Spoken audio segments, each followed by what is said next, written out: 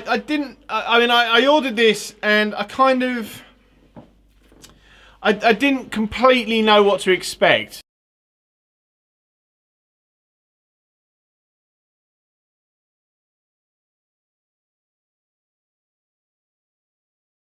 As you've seen, this is my 14 by 6.5 cast bronze VK snare drum. Ooh. And I'm not kidding when I say it weighs a ton.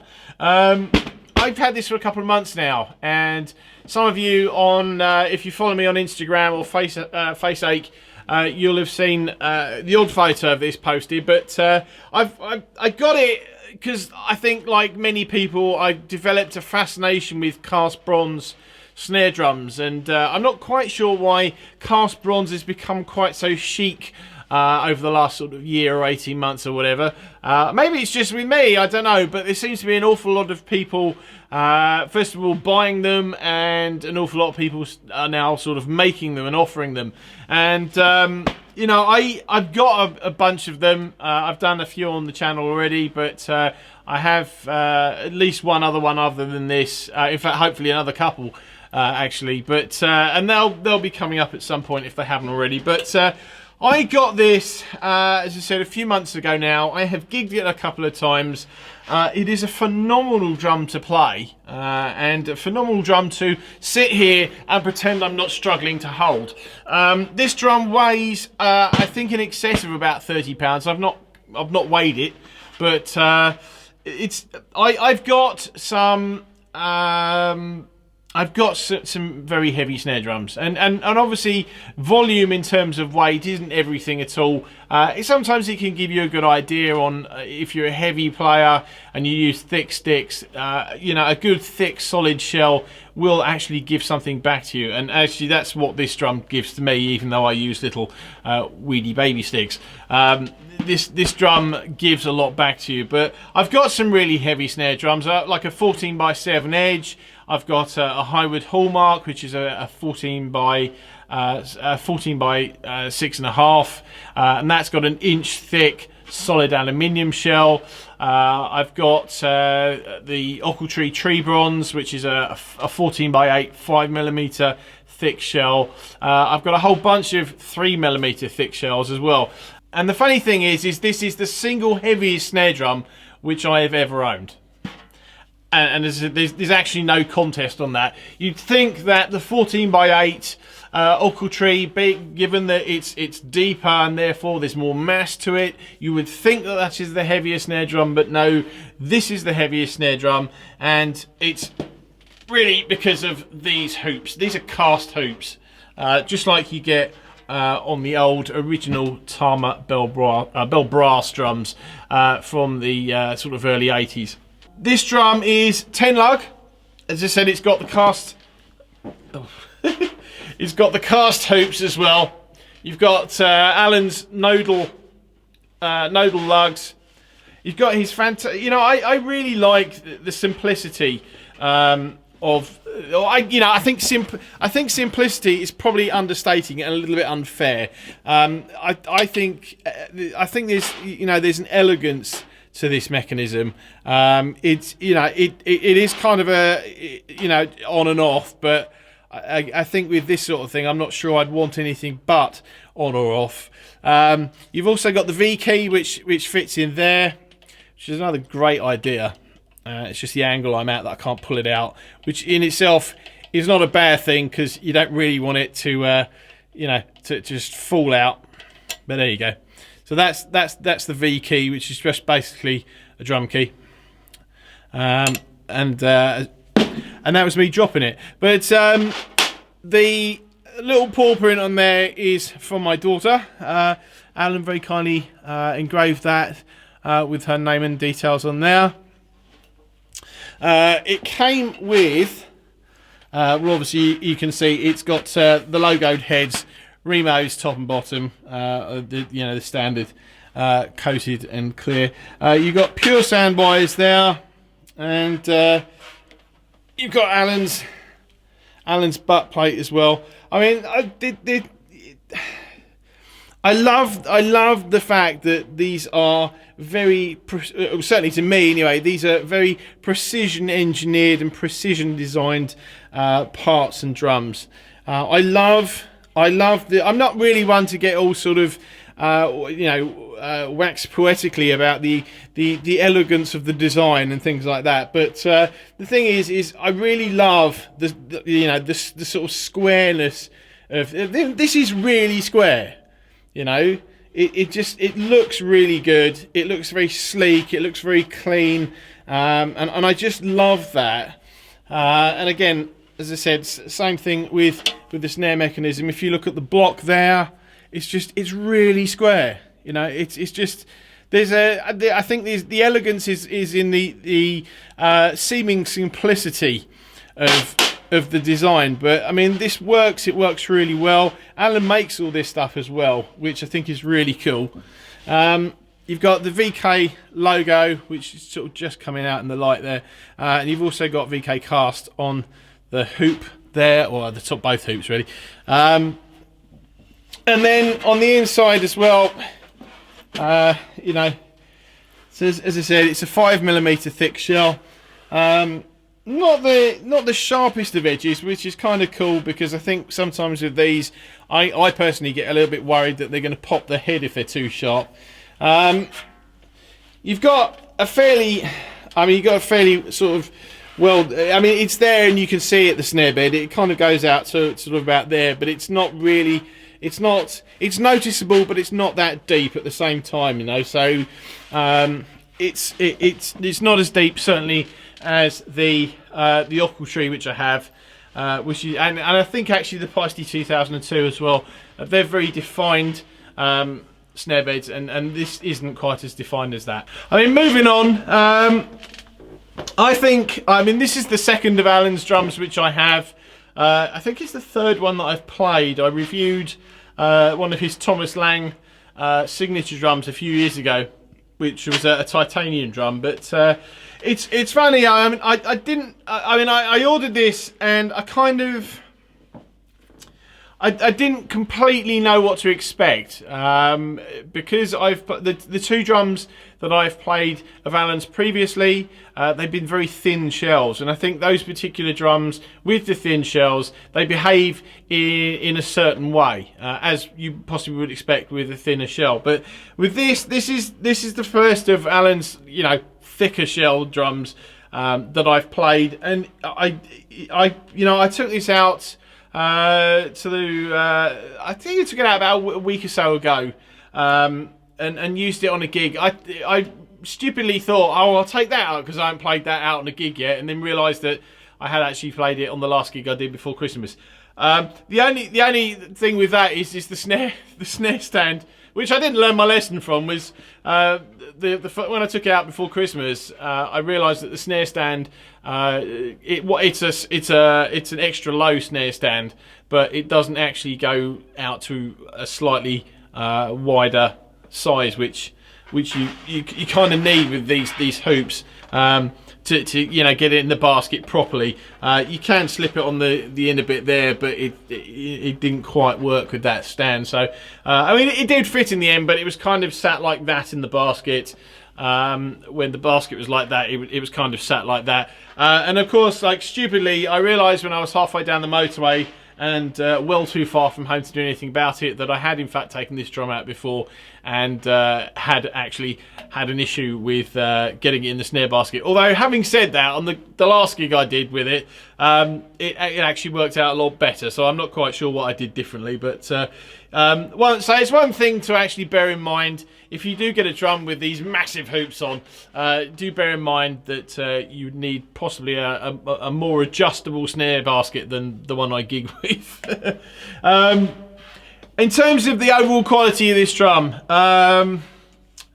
it really is fantastic. I mean, I'm not just saying that. I remember getting it out when it turned up. I got it out and was always had one of those sort of holy light shining down moments. It was just, I mean, apart from the actual weight of the thing, because obviously this is a 14x6, so you kind of maybe get the idea. If you've bought you buy a brand new snare drum or a second-hand snare drum through the post or whatever, if it turns up in a snare box, you kind of know what sort of size it was. Well, this thing turned up in a huge box. It was massive, and then there was a box inside it, and it was quite funny to watch the poor courier guy walk down my drive with it, because it was like. And as I said, I'm not understating it when I say this drum really does weigh an awful lot. But the quality is fantastic. The hoops are amazing, and I did do, if I can find it. As I said, I've done this video a couple of times before, and on one of those videos, I took the hoops off and held them up and banged it with a stick. So if I can find that, I will sort of fit that in kind of around now. So there's a couple of things I just wanted to mention on top of what you've just seen. So the first thing was I've done the actual sound file of this a couple of times, and I wasn't really happy with it the first once or twice I did it. So but what I wanted to say really while I'm taking this head off, because there's something else I want to show you while I drop stuff, was that the lowest tensioning that I just did on this, which you'll hear, the tensioning was literally just into tight. I basically loosened the tension rod off as far as it would go, and then turned it so there was just a little bit of resistance. I don't know if it's this top hoop, or well, the hoops in general. The thing that I found is that there's such a and I quite like this actually. There's a very small amount of turns between as low as it'll go and as high as it'll go, and I suspect, given the amount of snare drums I've played and had over the years, this is the only snare drum where this is, well, certainly that I can remember, that has ever been like this. So as I said, I mean, basically low tension is literally just into tensioning, and there was still a lot of tension, relatively speaking, on the head when I did that. So it's fascinating, it really is, because normally you have to do a head up. If you do it to finger tight first of all, you usually have to, if you're going for any sort of half decent sound, you have to basically keep turning it until there's until such point where you've got some playable tension in the head. And this, as I said, basically it was loosen it off so there was no tension, turn it just slightly so there was some tension, and then the drum was playable, and that was fantastic. So right, this is the first time I've actually taken this hoop off. I'm not going to take both of them off just for the hell of it. I'm going to put the drum down. Oh my word! Because yet again, either this drum's incredibly heavy, or I am a complete wuss, and I think it's probably both. But I'm just going to clean this hoop off very quickly, because I have been playing this drum and I have let other people play this drum, and it's a little grubby now. So right, this is the thing I've been most fascinated about.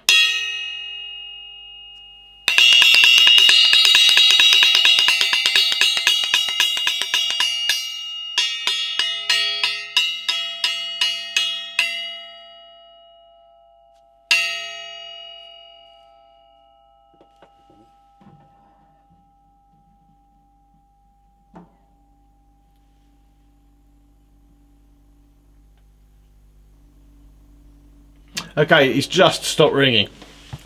How cool is that? When was the only... this is the only time I've ever done this really with a hoop. Or except for the one on the Signia, which is sort of, I suppose, slightly similar design, but is nowhere near as heavy. I think that's a steel hoop. This is obviously cast bronze, like the rest of it. This is incredibly heavy by itself. But wow, okay. I guess that's Kast hoops for you. So as you'll have seen, hopefully if I found the clip, these drums, these hoops, just the hoops themselves, have an amazing pure tone to them, and very reminiscent, as far as I'm aware, from what I've seen myself. They're very sort of reminiscent of those old Tama hoops, and and why. I think it probably shows why people hold those old Tama hoops in such high esteem, and why they cost so damn much as well. Because most hoops don't have a pure ring tone to them. Obviously, I mean, most hoops aren't this thick and heavy either, all made out of cast bronze. But it's just, I know I'm a little bit lost for words. I mean, all in all, I mean, these are not cheap drums, and you know what? Nor should they be. That may sound a little bit of an odd thing to say, but at the same time, when you have to take into account why bell bronze drums or cast bronze drums cost so much, and the reasoning is basically in the name cast. It's cast bronze, and casting bronze in itself is not cheap. So certainly the reason why cast bronze drums cost a lot of money is because the main component of the things costs a lot to actually produce in the first place.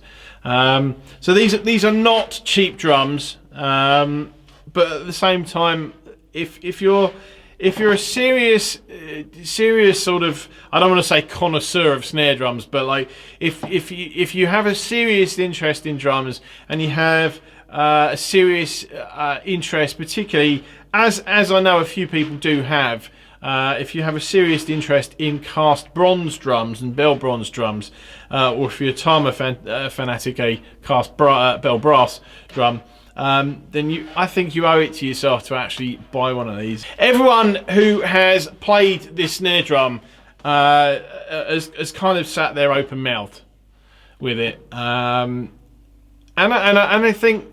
And it's not really a surprise. I'm lucky enough to own it. I'm lucky enough to have played it, and I'm lucky enough to obviously, it's mine. I can sit and play it wherever I want. But the fact that so many people who have played it had the same reaction, I think is something special and means something as well. And a quick shout out to my friend Will Taylor, who has just got a 14x8 one of these. And he wanted one after playing this and the Ockeltree. So good on you, mate, for getting one. If I could find something sturdy enough to put this thing on in the house, you could sit and just look at this drum. I mean, I certainly would. It's just I love it. It's fantastic. So, to Alan Van Cleef, mate, thank you. Again, this is a fantastic drum. I really love it. And this is what it sounds like. Check them out. See you next time.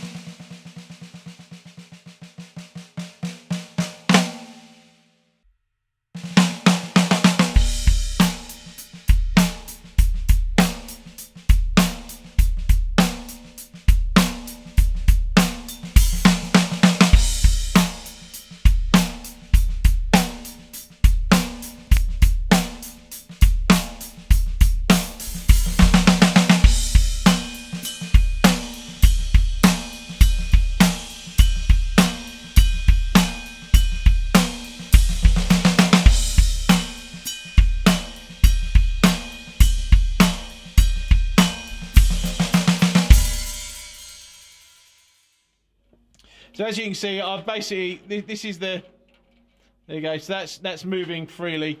That's now basically right at the point where there's just a little bit of resistance and nothing else. So this is now as low as I can get this drum. And I think what's basically happening is the hoops, or the hoop, is keeping the tension on the drum, on the head. So there you go.